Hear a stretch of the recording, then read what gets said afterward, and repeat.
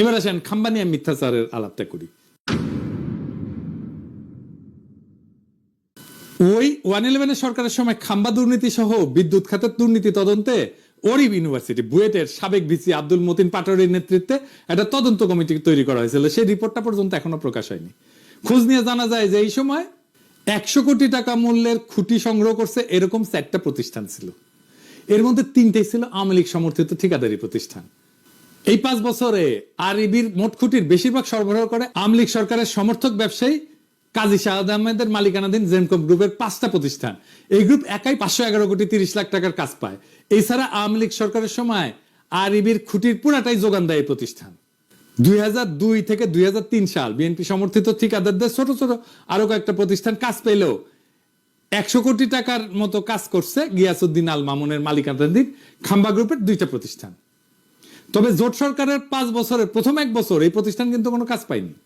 জোট সরকারের 5 বছরে আরইবির লাইন অধিগ্রহণের আওতায় মোট 879 কোটি 31 লাখ 22 হাজার টাকার কংক্রিট খুঁটি কেনা হয়। এর মধ্যে জেমকন গ্রুপের 5টা প্রতিষ্ঠান খুঁটি সরবরাহ করে 511 কোটি 30 লাখ টাকার, কনফিডেন্স গ্রুপ সরবরাহ করে 119 কোটি 79 লাখ টাকার খুঁটি, খাম্বা গ্রুপের 2টা প্রতিষ্ঠান সরবরাহ করে 102 কোটি 10 লাখ টাকার খুঁটি।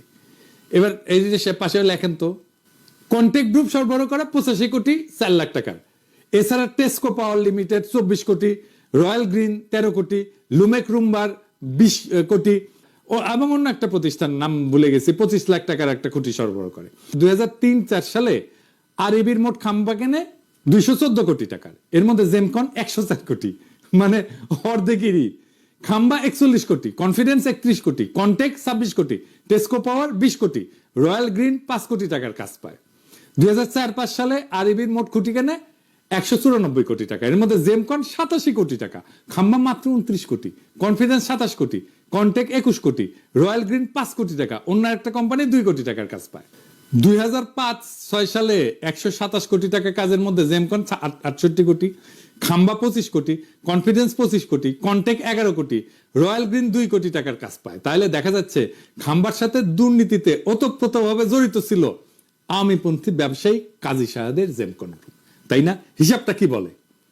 হিসাব তো পাক্কা হিসাব, আপনি নিয়ে আসতে পারেন, এখনো নিয়ে আসতে পারেন, এইসব তো সরকারের কাছেই আছে। তো খাম্বা কি প্রভুপাত পাশাই ঢুকাইছে?